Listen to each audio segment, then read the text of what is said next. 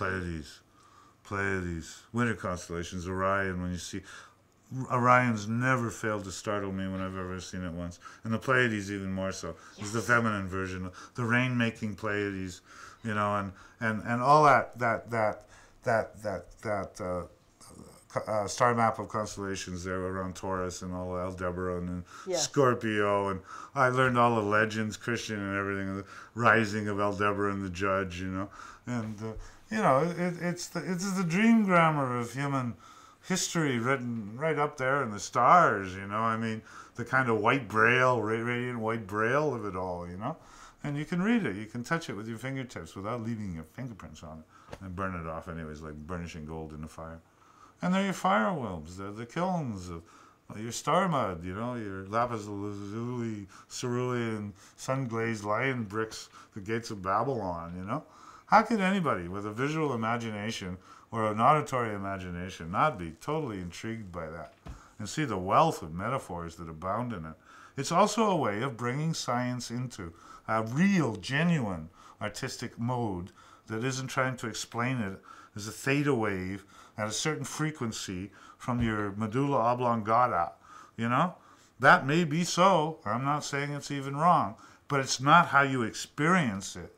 So it's nowhere near that fact, nowhere near being close to the actual experience of it as the mind stream runs it over the human heart.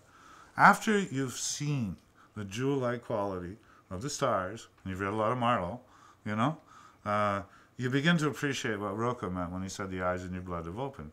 You love them. You learn to love them. You learn to love them. You see them through eyes of love, you know? And that changes them. All of a sudden they start emerging, blooming in your blood. Is that where your eyes are, you know? After that, an even deeper connection occurs. You see no distinction between your eyes and the star at all. The star is creating your eyes, and your eyes are creating your star. And as this sounds like hippie dip, sensational, macrocosmic stuff, it's a modern cosmological theory in hard, cold cash mathematics written at Cambridge. That we're creating what we see, which endorses the Zen tenet that the mind is an artist, able to paint the worlds. Now you can understand hell and heaven and get God off the hook, because you have to go live in the world you paint for yourself. Well, if you got dirty rivers in your mind, there's dirty rivers in the world. If you have sewer thoughts, there's sewer thoughts in the world. There's sewers in the world. You know? And vice versa.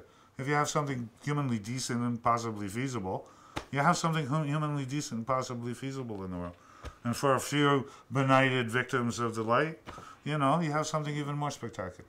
You know? You know, and I say it like that. There's a total consonance between yourself, right out to the furthest limits of the stars in the universe. You're painting the whole show. You're painting the whole show. How many colors you got on your palette? Read a book. Read a poet. Listen to a poet. Listen to that small, still inner voice within yourself who writes slim little goblets of the most exquisite poetry. When you do listen.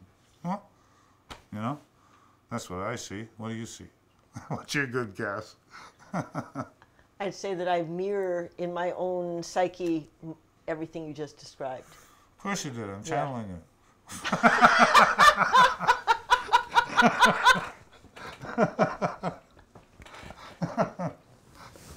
Channel 2.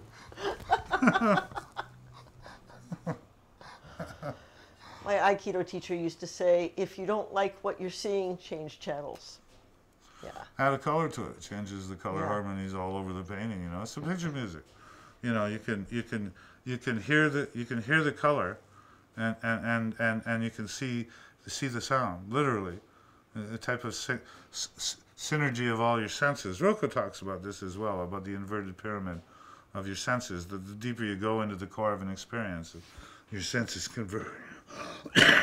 And the fact that you can't describe one without using the diction of the other to do it tells you as well that you're really talking about the same thing. There's no serious division, you know, because you have a word for water and you have a word for wave, to quote the Enlightened Heart. Is there really a genuine distinction in the reality? Well, of course not. Speaking of Sirius, let's go back to Orion. All right. Okay? Because when I see the dog star, when I see Sirius, my heart lights up. It never fails. 4.7 light years away from Earth, yeah? Yes. Yeah. There's a vivacity and a spiritedness that that lights me up. And although it's called a dog star, I don't equate it with being a dog, but there's a happiness, just like a dog that comes bounding in, wagging its tail out of joy. There is that. It can be that. It also can be a very, very profound embodiment of a psychodynamic that involves death and renewal and afterlife, and that it has those aspects more subliminally in all that flashing glory of that light. It hangs low in the sky, so it's also fractured by a lot of atmospheric chromatic effects, dust and stuff. So it has that flashing rainbow body effect of a Rinpoche disappearing in the Tibet or something.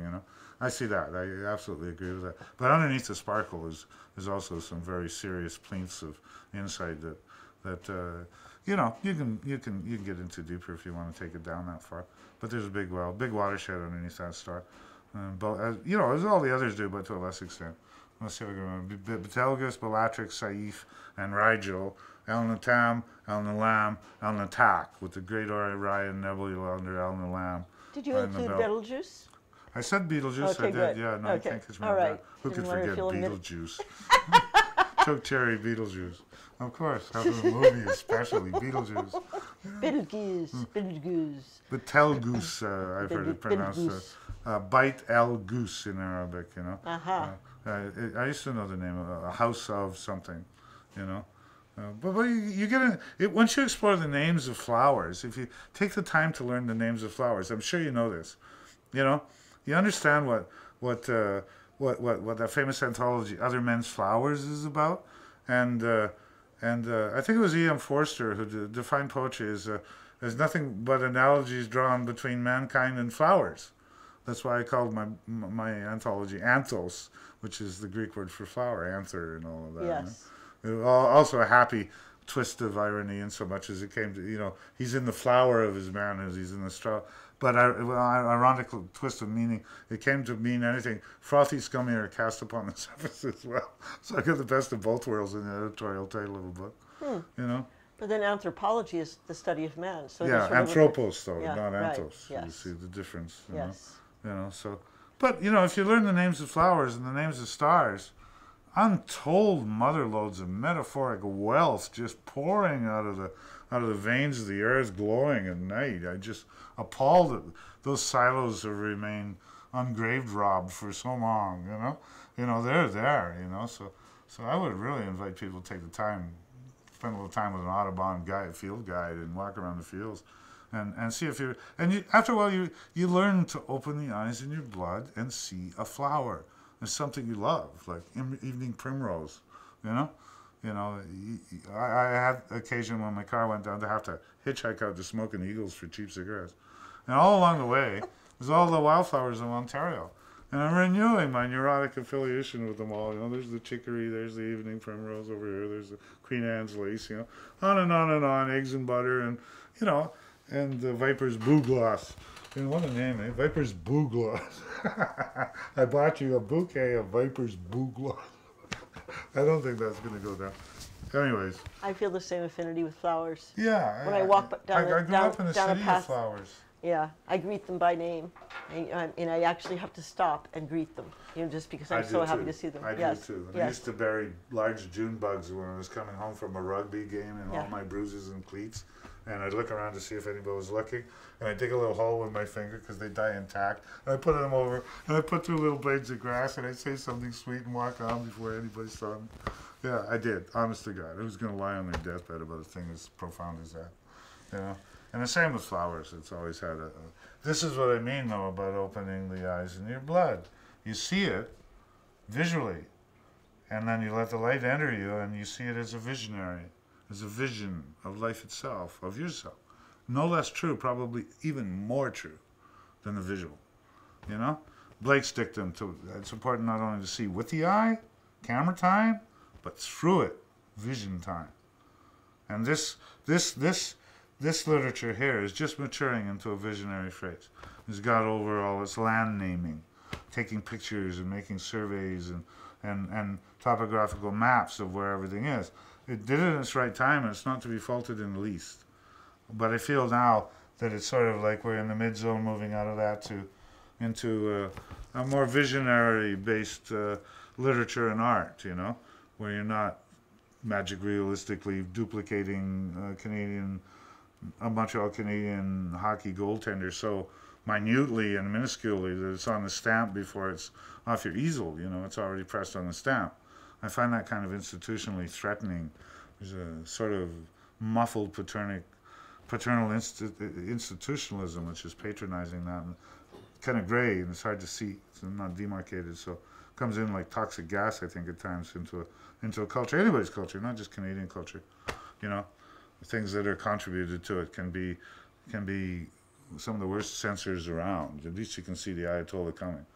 An Ayatollah or two in North America, I think, can't help thinking would improve the quality of writing if you knew you would be stood in front of a firing squad for every syllable you wrote down on the page. There was that potential. So the accepting progressive liberal tolerance of everything for fear of offending a new John Keats or somebody like that sometimes has gone to extremes, which is actually promoted and sponsored some of the worst trash I've ever read. You know, some of the worst anti-poetry I've ever seen. You know, and you know, but it's natural enough, and it isn't peculiar to anyone's culture. It's just part of how you got to look after that organism, because it is a living organism. You know, it's made up of people. They're born, they live, they die, they age, and it has seasons, just like a tree. You know, and we're probably in the winter to kind of side with Spengler on this. We're probably in the winter of ours. The only different factor in the history of it is. Of cultures is the globalization of everything. That interjects a new element into this whole process of aging as a culture basin, you know, attached to a particular piece of land. Canada, North America, and Europe, Western Europe, you know, we're that land base. You know, but we've been around about 1,100 years, and the average lifespan of a culture organically is about 750 to 1,000. So, but as I said, just like I kind of hope I can skate on a year or two with my tumors here, with a little help from my friends, globalism may have given that a different course. It may have knocked a photon out of its orbital that's going to flash later on. You're going to see what's happening. It might take a little while. So that's the one unknown. That's a big question. What's happening here? Western culture in the winter of our days. Midwinter spring is its own season, sempiternal towards sundown. There's all the. Oh, I'm carrying a Sparrow Oasis. You want it? I'd like to go back out to the stars just for a minute. All right. Anybody want to go? Which is because we talked about Sirius and the constellation of Orion, but you mentioned the Pleiades as also being one of your favorite constellations. Mm-hmm. And it's a very different quality, very different feeling. And so, and much more subtle and mystique. There's a mystique. There's the missing muse that is just behind the veil there. And for me, and how would you, or you know, the eighth sister. The eighth sister, yes. The hidden man. Yeah. I love it. I love it. So would you talk a little bit about your experience of gazing at the Pleiades and what it is about that constellation that draws you, or that made you describe it as one of your favorites? I see acetylene wild irises in it, you know. I see rain-making showers of star jewels hanging from the lobe of the moon, earlobe of the moon, you know. I see the whole mystery and beauty and sublimity and clarity and translucency and jewel-like quality of life in that. And now I've come around to actually having an affair with all seven sisters. Eyes in your blood have to be open. You have to learn to love it with your heart, and I do, and they know that, you know. But they're my muses as well, you know. They're all of that. They're the sibyls. They're the oracles. They're the Pythian priestesses, you know. They're the candelabra up there and the horns of the dilemma of the bull, you know. You can take this endlessly, and I have for the last 50 years, and feel just as fresh about that little bouquet of stars up there as the day I first spotted it. And like Orion, I'm never, ever, ever, ever not startled by its manifestation out of the dark. You know, ever. That particular pattern of light emerging out of the dark. It just startles my soul and amazes and astounds me with wonder for the whole universe and the life in it and the beauty of it, pathos of its passage. You know, I love the Pleiades like I love the last flowers of the summer, because they have passage on them. They're made more beautiful by that, by time. You know? So, you know, that's I've been going on saying what I feel about the Pleiades for the last 50 years in poetry. So I'm going to give you the synoptic version right here now, for the mercy of everyone in the room. So you have a great love of the natural world, as evidenced by your beautiful nature paintings, where you've spent many, many memorable moments out in beautiful moments of life out in the field. And also as permeates through your poetry as well. So would you describe some of your most memorable experiences out in the natural world, things where there were epiphanies? 10 hours a day, 4.5 years, almost daily, going out in the fields with a beautiful raven-haired artist from Westmount, Montreal. Very, very serious artist in her own right. We're painting about half a mile apart in beaver creeks and swamps and on the tops of cliffs and at all hours in all kinds of weather, all year round, right into winter where you're dropping at the easel of hypothermia because you've been standing there for 9 hours while your blood turns you into a berry preserve, and you go unconscious just as, being lost in the woods at night with her name was Farah, just wandering, trying to find your way back to a road or something, and it's pitch black, and you're in the LA airport of LAX of animal tracks, there's a lot of life going on around you, and you're trying to work your way out of this sort of labyrinthine chaos with a couple of new paintings of the sunset, and you get home and you look at the sunset and your painting's anemic compared to the real one. You learn that God never paints the sunset twice, and you come home, but it's your effort, it's a way of life. It's not a benign creative activity that you participate in to stand under the light bars and look cheesy or something. It's a way of life. You're out in the world, You're engaging animals who come to trust you because you've been sitting in the same place for 5 hours, that they know you're not going to hurt them, so they go on building their dams or their nests or playing with their kits or something outside their lair. You don't bother them, So you evolve that kind of choice. See, animals do things that you wouldn't otherwise see if you were just walking along the road. They wouldn't do them for you. They're not relaxed enough. So you're involved in all these little woodland intimacies, that make you feel like you belong to something that's important and profound. And of course you do. You belong to that. We all do. We're not getting away from it. It isn't like I'm out in nature. I'm out in my own body. I'm sort of, letting my mind swim upstream in my own streams, my own creeks. I'm not dissociated from nature.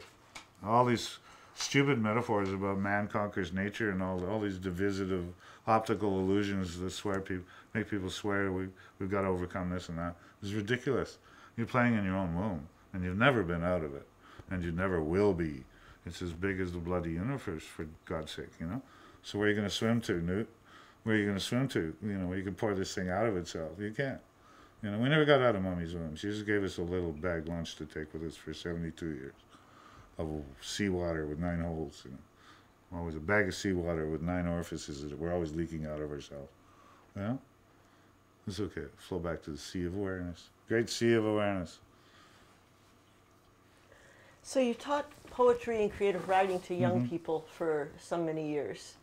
And what prompts or springboards did you provide for them to help unleash and free up their own voice and self-expression? I told them the truth.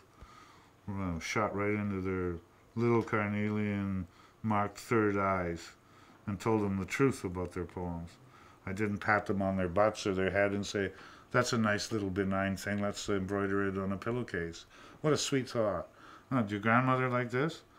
I taught them to tell me the truth about their lives. And the first lesson was, I want you to write me a poem about how you're going to die. Not some heroic crap about, saving a crippled child's life from a car accident or something, but how you really intimately think that a person like you terminates, And I got them to make a friend with their own death. So death's gift back is to intensify every moment of your life, threefold. And you start living it like a poet, incandescently, intensely, and without compromise as much as you possibly, humanly, imperfectibly can, And they loved me for it. It was a boot camp for poets, because they were so sick of being given all the honeydew milk poured down their throat and pablum from a lot of people who themselves were not really qualified to teach what poetry is, you know, who hadn't felt it themselves. So there's no blame. It's not a blame game. It's just like, you know, I wasn't a soggy cornflake with my students. I stayed crisp and sharp. And they appreciated it. I've had classes, many have gone on to become mature poets and run serious literary publications in Canada, change faculties and stuff like this. But I'm not just teaching someone how to write a poem, how to juggle words and stuff like that. Of course that's an element, you're teaching craft. But how to live poetry is a way of life. All of it, a way of life. Just like more intensely so in the army, more discipline than in the army. Even if it's being disciplined to disobedience, you know? It's not for petty people. So basically, I tried to teach my students how not to live and write like petty people, you know? You hear the anger? The Siva Indignaria. You may have already answered this, but I will phrase it anyway. How would you describe your poetic process and who is your muse? Because you write, you said up to, especially now, subsequent to your possible early exodus, have been writing 10 poems a day. Yeah, yeah. So where would you describe, what is the wellspring? How would you, if you were to describe that wellspring, where is it springing from? Right now, a line that I mentioned earlier that keeps going through my head and I keep verifying, not as a poetical statement, though it is, but also a very direct, clear statement of the fact, is what Rilke said about death being nature's holiest inspiration. You know? I wrote a line called, that went something like, you know, death has its muses too, who would have thought? And if you'd asked me to anticipate this experience, say 2 months ago, and you told me it was like this, I would have cast doubt on it. I wouldn't have dismissed it, but I would have reserved judgment.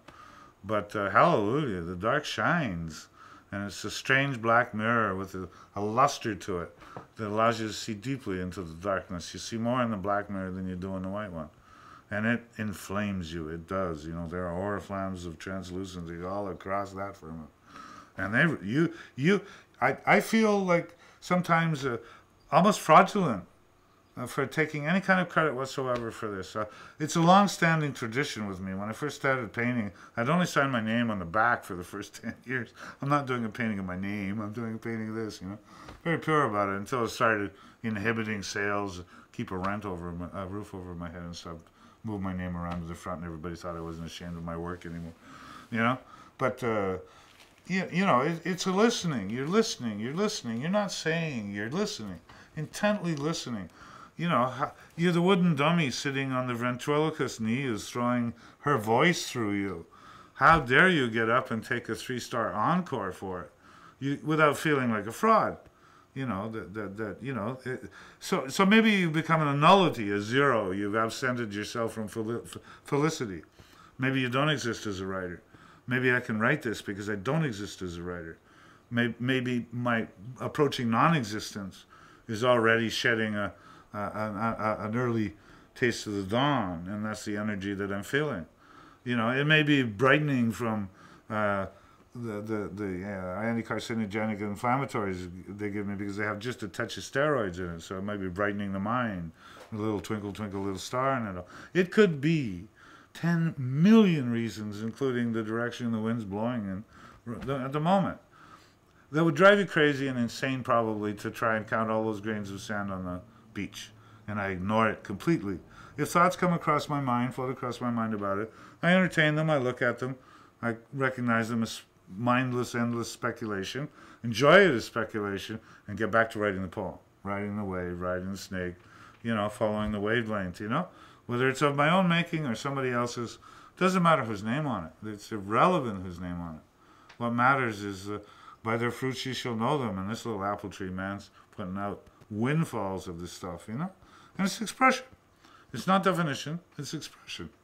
It's just the way you feel going through all these phases and mood ring changes with respect to all the stuff you have to deal with, whether it's doctor's appointments or bronchostomies or scalpels or waves of laving radiation when you're practicing with the Jamaican bobsleigh team as they push you through Chernobyl.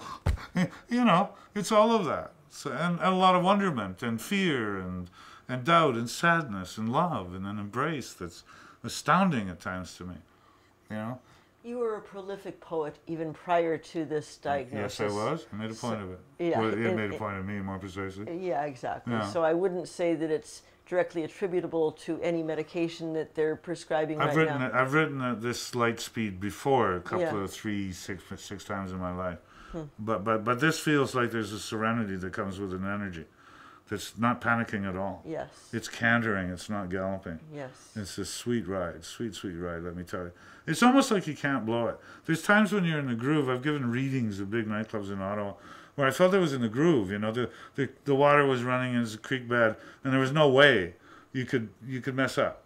And I've deliberately applied myself to trying to mess up the energy as a kind of thought experiment on stage in situ. And you can't. You cannot.